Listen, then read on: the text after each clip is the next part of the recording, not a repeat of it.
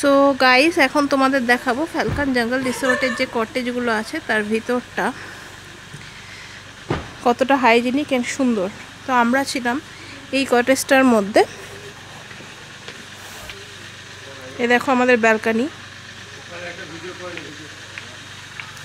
এই আমাদের ব্যালকনি। এই দেখো ঘরগুলা,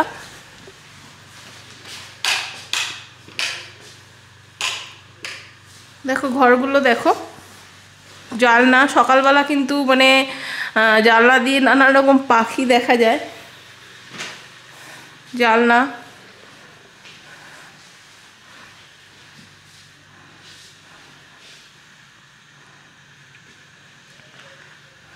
ঘর দেখেছো কত সুন্দর। মানে এই ঘরটায় আমরা ছিলাম যেহেতু, তাই বিছানাপাটি একটু কুচকে আছে, বাট হোয়াইট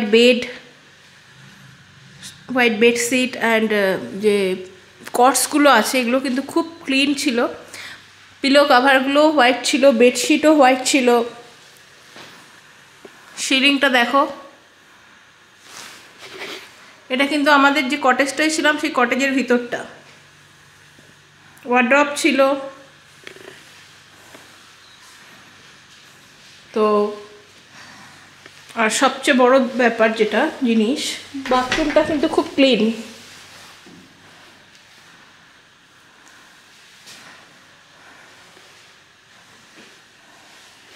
তো এই কটেজটা কিন্তু আমরা ছিলাম, খুব কিন্তু নিট অ্যান্ড ক্লিন ছিল।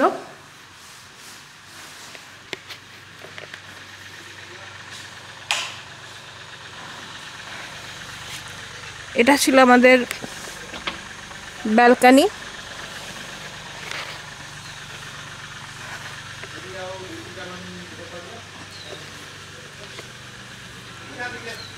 এটা আমাদের কটেজ ছিল।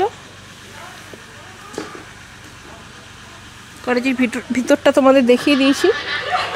কটেজের সামনেটা দেখো। তো আর একদমই আমাদের কটেজের সামনেই কিন্তু ছিল রেস্টুরেন্ট। তো এখানে অলরেডি কাস্টমাররা খাচ্ছেন এখনও। তো বাইডু, একটু এখানে সার্ভিস সম্বন্ধে একটু বলতে পারলে ভালো হতো আর কি। কিরকম সার্ভিস, তোমরা কিরকম মজা করেছো একটু বলো। সার্ভিস তো ভালো ভালো, একদম ভালো। খানা একদম বঢ়িয়া। এখানে স্টেইং তো এখানে কালকে তো আমি পুরা এনজয় করছি, আর फिर আমার তো বাড়িতে বঙ্গাইগাঁও। আচ্ছা, তো আমি এটা जंगल ये नहीं जाएगा हम लोग। अच्छा अच्छा, मतलब सफारी नहीं जाएगा। सफारी नहीं जाएगा, फिर से रिटर्न जा रहे हैं। अच्छा, खाली यहाँ अपन कॉटेज पे ही खाली आप लोग एंजॉय किया? कल रात स्टे करके एंजॉय करने के लिए आया। मैंने ये कॉटेज जो है एंजॉय करने के लिए तो इनफ है। यहाँ पे जो एम्पल स्पेस बढ़िया है, अंदर भी बाहर भी सब ठीक है। तो thank you for your valuable. West Bengal से है। हाँ, thank you for your review.